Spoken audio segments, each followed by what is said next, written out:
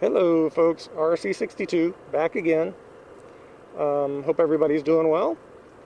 I wanted to respond to Glover International. He posted a video. He was a little bit frustrated. I guess he drives around a lot for his work, and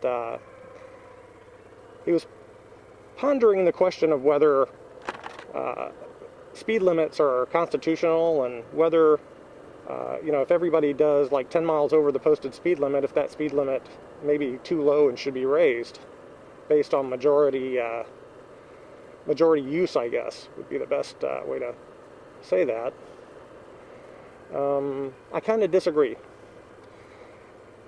I agree on one principle, and that is he did, clarify in some of the comments back to me that he felt that some speed limits were arbitrarily set too low just to catch people and raise revenue, and I agree with that.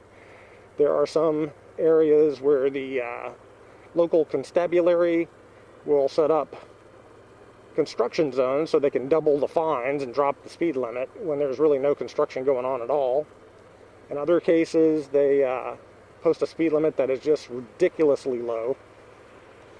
But I think in general, speed limits are posted based on anticipated traffic flow and safety. I mean, at least those are the variables that speed limits should be based on. And whether every community does that or not, I can't say. But in theory, that's how it should work. Now, to the question of whether majority should rule. In other words, if everybody does 10 miles over, does that mean the speed limit's too low? No, I disagree with that. That is not right. And the reason I say that is, and Glover International kind of questioned me on this, and I'll try to clarify my statement.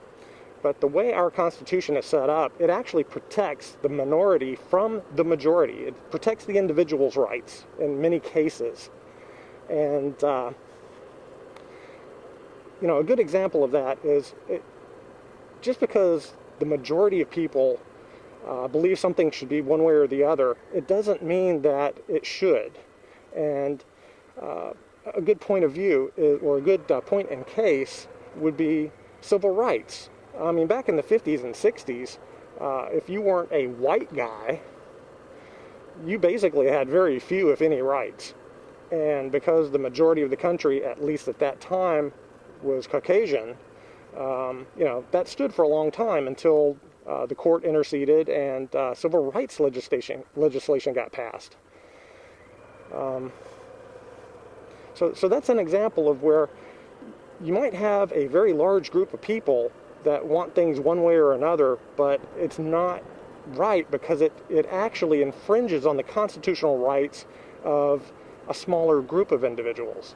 So you can't always go by mob rules, and thank God you can't. Otherwise, depending on the majority vote of people across the country, you would always be stuck with doing whatever that majority wanted to do. And even if that would be something that you totally disagree with and that infringes on your constitutional rights. So if you think about things that way, you'll kind of get a good feeling for why I disagree with the thought of, well, if everybody does it, that's the way we should do it. If the speed limit's 50, some people are going to do 60, 65, 70. If you raise the speed limit to 65 or 70 for that stretch of road, you're still going to have idiots that are going to be doing 10 miles or 15 miles over that speed limit. So essentially then you'd have to raise the speed limit to 90. And then you'd still have people doing 10, 15, 20 miles over that speed limit. And you'd have to raise it again until it became dangerously unsafe and enough people started getting killed. So to that extent, I disagree. Anyway, just kind of wanted to clarify some of my comments back to Glover International, and you can feel free to agree or disagree. Anyway, take care, folks.